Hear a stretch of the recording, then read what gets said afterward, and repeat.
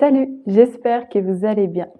Moi, c'est Manon, votre professeur de français pour Olala French Course. Avant de commencer, pour que cette vidéo te soit le plus utile possible, n'oublie pas d'activer les sous-titres. Bonjour, s'il vous plaît, bonne journée, pardon, je voudrais, excusez-moi. Tous ces petits mots ultra importants à maîtriser en français pour être plus poli et pour ne pas se retrouver dans une situation gênante. Culturellement, les Français sont très attachés à la politesse et ne supportent pas quand quelqu'un n'est pas poli. C'est très important que vous sachiez comment être poli en français si vous venez visiter la France ou si vous vous expatriez en France. C'est ce qu'on va voir aujourd'hui. Comment être poli et montrer du respect en français. Profitez de l'introduction pour vous abonner à ma chaîne si ce n'est pas encore fait et c'est parti!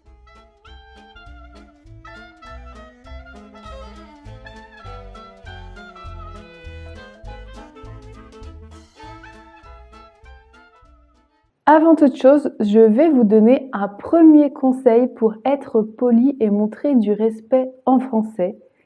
Il vaut mieux être trop poli que pas assez. Comme je l'ai dit précédemment, la politesse en France est très importante. Même si j'avoue que nous ne sommes pas non plus un exemple au niveau de la politesse, les Français, mais nous tenons beaucoup à la politesse. Être poli quand on entre dans un lieu.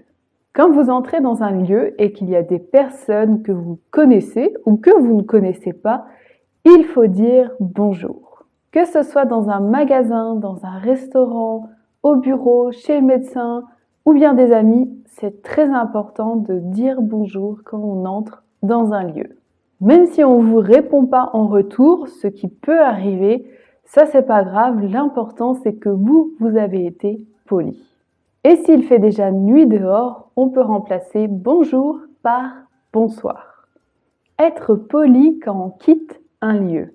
Quand vous quittez un lieu, il est plus poli de partir en disant bonne journée s'il fait jour, bonne fin de journée si on est vers 16-17 heures ou bien bonne soirée s'il est 20h, 21h.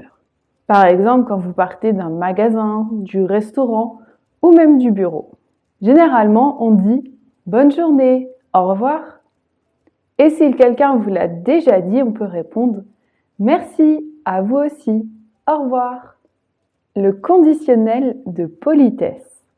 C'est très mal poli de commencer ces phrases par je veux, surtout si vous êtes avec des personnes que vous connaissez pas ou très peu.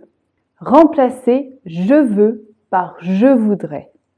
On a en français et dans d'autres langues ce qu'on appelle le conditionnel de politesse. Au lieu d'utiliser le présent de l'indicatif, on va utiliser le conditionnel de politesse qui est tout simplement plus poli. Par exemple, au restaurant, je vais dire « Je voudrais le plat du jour, s'il vous plaît » au lieu de « Je veux le plat du jour, s'il vous plaît ». De la même façon, il est préférable de dire « Est-ce que tu pourrais me prêter ton stylo, s'il te plaît ?»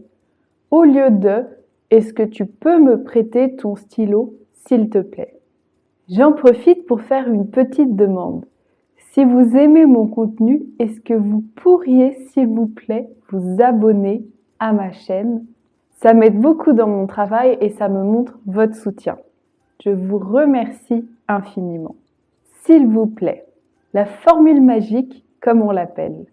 Dire s'il te plaît, s'il vous plaît, en français, c'est très important. On va l'utiliser quand on a une demande à faire. Et même si on utilise déjà le conditionnel de politesse, il faut quand même rajouter un s'il te plaît ou un s'il vous plaît. Est-ce que tu pourrais passer l'aspirateur, s'il te plaît? Pourriez-vous faire moins de bruit, s'il vous plaît? On l'utilise également quand on indique ce qu'on veut. Je voudrais la tarte aux pommes, s'il vous plaît. On n'utilisera généralement pas s'il vous plaît en début de phrase, surtout dans les formules écrites. On utilisera plutôt merci. On ne dira pas « S'il vous plaît, communiquez votre réponse à cet email avant la fin de semaine », mais on dira Merci de communiquer votre réponse à cet email avant la fin de semaine. Le vouvoiement. Je vais vous avouer quelque chose, mais le tu et le vous nous posent aussi problème. Les Français ne savent pas toujours quand il faut utiliser tu ou vous. Généralement, on utilise vous avec des personnes qu'on ne connaît pas ou très peu, et on l'utilise aussi dans des situations formelles, comme au travail par exemple. On utilise tu avec des personnes qu'on connaît bien, comme nos amis ou notre famille. J'ai un étudiant qui m'a raconté une situation très gênante où il a tutoyé, il a dit tu à son patron et ce dernier a été très vexé. Alors par sécurité, utilisez toujours vous. Quand vous n'êtes pas sûr si vous devez utiliser tu ou vous, utilisez-vous. Après, la personne avec qui vous parlez va vous dire naturellement si vous pouvez ou pas la tutoyer. Remercier. Remercier, c'est dire merci. Et c'est très important de remercier quelqu'un quand la situation le demande. On peut dire merci ou un peu plus formellement, je vous remercie. Par exemple, on dit merci quand le serveur au restaurant vous apporte vos plats, quand on vous dit bonne journée, quand on vous donne votre sac dans un magasin. Et si on vous dit merci, vous pouvez répondre de rien ou je t'en prie, je vous en prie. S'excuser. C'est important de s'excuser quand c'est nécessaire.